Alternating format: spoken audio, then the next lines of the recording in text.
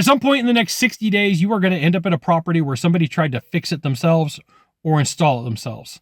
Now, here's the thing. You got a couple of different options of how you can treat this process. There is a lot for you to learn, and there is a lot for you to document.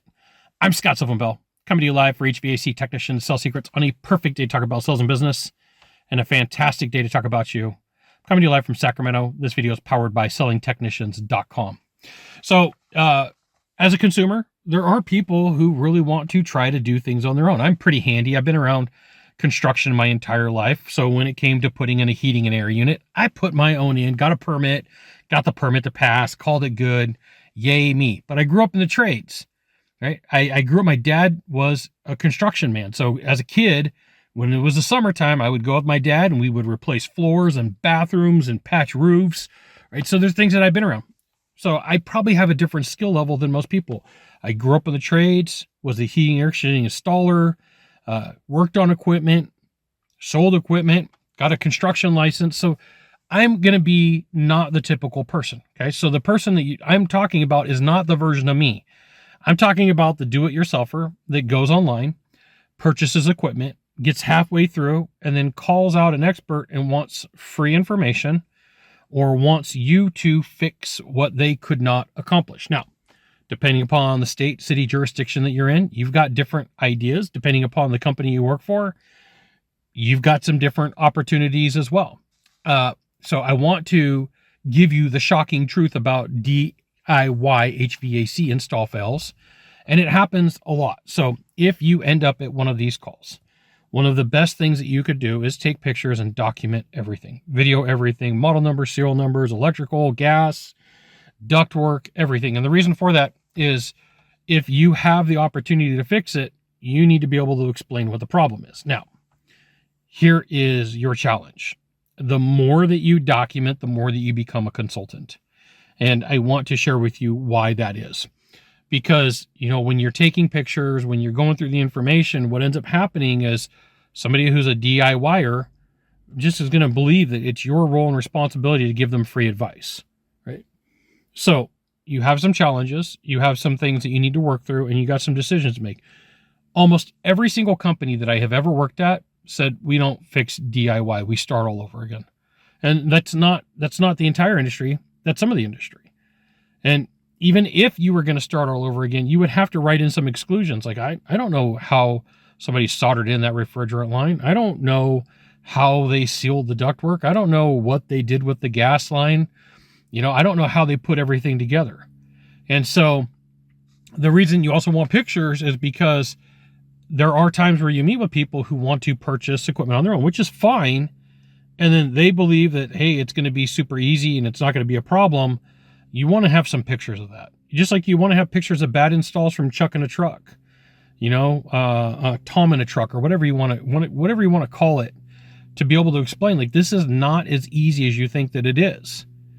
I recently had to go reset a toilet at my little sister's house. And, you know, I don't have a service truck like I used to where it's fully stocked. So, you know, here's me going to the big box store like 8 different times, and what would have taken a plumber 1 hour took me 6. Not because I'm not competent, it's because it wasn't an easy fix, and I don't have all the things on my truck. When I replaced my heating and air unit, I didn't have an install van, so I didn't have all the fittings. So once again, I had to go back and forth to the big box store. So what would have taken an install team by themselves, you know, would have taken them a day, it took me 2.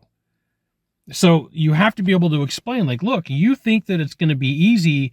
Here's what's going to happen is you're going to get started. You're going to realize that you're missing something. You're going to go to the store. You're going to finish that task. And then you're going to realize that, you know, you don't have everything it needs to be. Now, last on this list is you are dealing with a couple of pretty interesting things. 1, high voltage. 2, gas. I don't know if you've ever been shocked by 110. It can hurt. I don't know if you've ever been shocked by 220. It freaking hurts. Like with a capital F. Ugh, it hurts a lot. It hurts a lot. You know how I know? I had a tech with me one time, and I was training him, and I used to always put the disconnect up on top of the box. And, you know, I go, hey, tech, is the disconnect out? And he goes, yeah, disconnect's out. Like, cool, game on. It was around the corner. Reach in, grab the contactor, and poof, thumb, finger, 220, not happy, go to the tech, dude, thought you said the disconnect's out. He was like, what's a disconnect? You're dealing with high voltage electricity like that hurt a lot. That, I mean, I still don't like that guy. So the other thing is you're dealing with gas in some instances. Okay. So you get a little bit of a gas leak, and a little gas leak is like not a good thing. Es no bueno. You also have water. You also have mold. I mean, it's not the just, hey, like we're going to change a water pump on a car, and if it doesn't work, it's going to pull over on the side of the road. You got AAA to come fix it. I'll share with you this too. Sometimes companies, once they find out it's a DIY, they're like, we're not touching it. We're not repairing it. The reason why is because we're going to have to own all the parts and all the things that get along with it. So there was almost every company I worked at that would say, if that system's under 2 years old, the company went out of business or the person installed themselves, we're not touching it.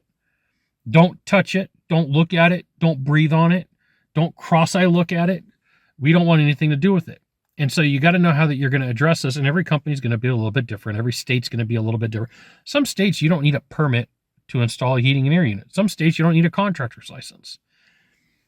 I don't know all of them, but they're out there. But you have to know that DIY systems can go crazy. They can have issues. They can have problems, and they can be dangerous. You got to have your own way of explaining it. You got 1 of 3 things to do from here. Just 1 of 3. Find the subscribe button, click on it, and every time I send out a video, you will get an update. 2, hit follow. 3, you know what you got to do. Share this video with a friend. We'll see you soon. Thanks for watching.